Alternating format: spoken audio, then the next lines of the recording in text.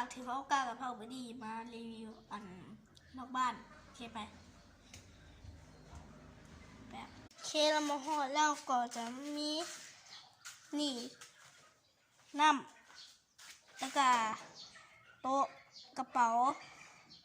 แล้วก็อุปกรณ์เฮ็ดเวียกแล้วก็สิ่งทุกอย่างกระต่ายหรอทุกสิ่งทุกอย่างไปแล้วก็จะมีโคตอนไฟดับแล้วก็จะมีอันนี้อันนี้ก็กระป๋องเอาไว้ขายนี่ก็กระป๋องอันนี้กระตุกอันนี้กระป๋องแล้วก็จะมีอันนี้มองให้กินแล้วก็มองล้างมือนี่เห็นไหมแล้วก็จะมีตัง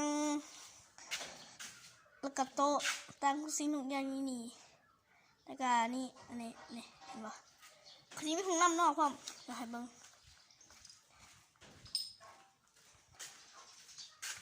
เดี๋ยวห้องน้ำนอกด้านนี้นี่ตรงนี้นี่เห็นไหมมันจะมีนั่นน่ะโอเค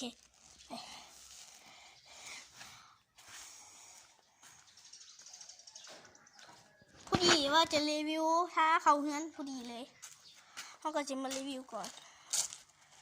มาวันทั้งเข้าบ้านก็จะนี่ประตูหัว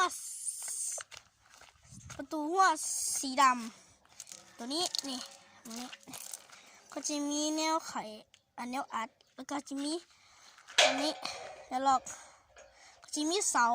สองข้างที่นอกบ้านนี่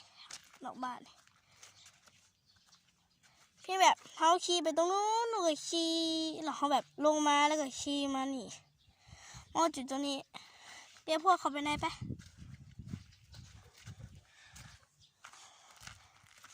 ก็จะประมาณนี้แหละโอเค